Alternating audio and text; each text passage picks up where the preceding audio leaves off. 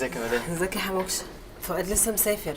ما انا عارف، انا قلت بس هاجي اشقر عليك، كنت تكوني محتاجه اي حاجه اعملها لي، اصل هو موصيني. لا يا حموكشه والله انا مش محتاجه اي حاجه، ميرسي قوي. طب السلام عليكم. عليكم السلام.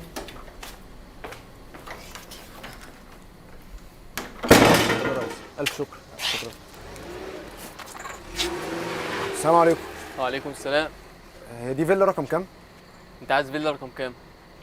18. لا دي 8. 18 قدام. مع ان قايل له والله ينزلنا عن 18. لا مؤاخذة معلش. السلام عليكم.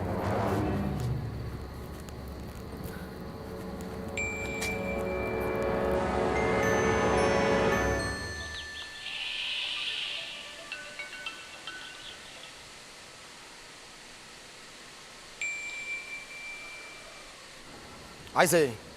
بكنسل عليكي ومش هرد تاني ابدا، فما تذليش بقى نفسك اكتر من كده وما تتصليش بيا تاني. انت كمان شايفه ان مفيش سبب يخليني اتعصب؟ ربنا ستر؟ ربنا. انت ايه؟ شيطان؟ لا طبعا مش جايه يا ناردين، وما عنديش كلام اقوله معاكي اساسا، وشوفي بقى تحلها مع نفسك ازاي. اعتبري نفسك ما عرفتنيش من الاساس، ولا اقول لك اعتبريني مت.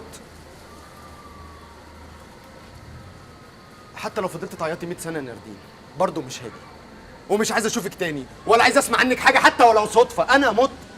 ارحميني بقى في عرض دين النبي.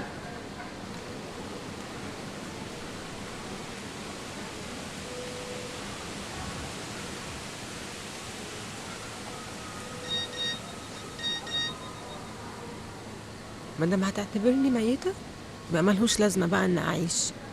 انا بس كنت عايزاك تعرف حاجه، انا عمري ما حبيت حد قد اشوفك في الجنه.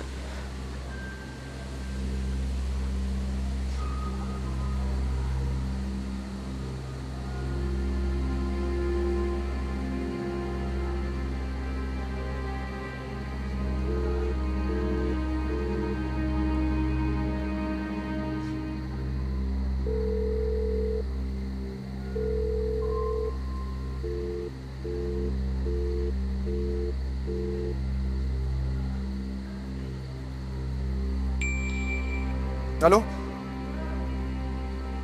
شربات ازاي؟ لا انا كويس، ما فيش حاجه والله، كويس. انا كنت بس طب شربات هكلمك تاني، معايا انتظار. صاصا الحقك؟ قالت لك تلحقها يعني ايه؟ انا لقيتها بتكلمني بتصرخ وبتقول الحقني يا صاصه، انا معدتي بتتقطع، انا بموت. نزلت اجري على ملا وش، ولما سالتها على العنوان قالت لي خالد عارف.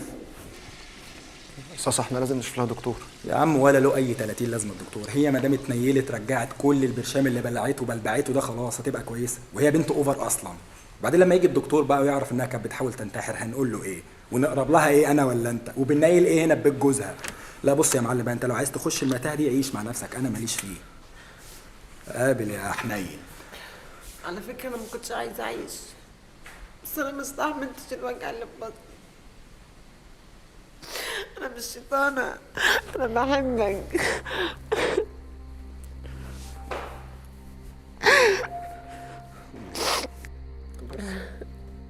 مفيش حد يستاهل انك تعملي عشانه كده ولا حتى بس في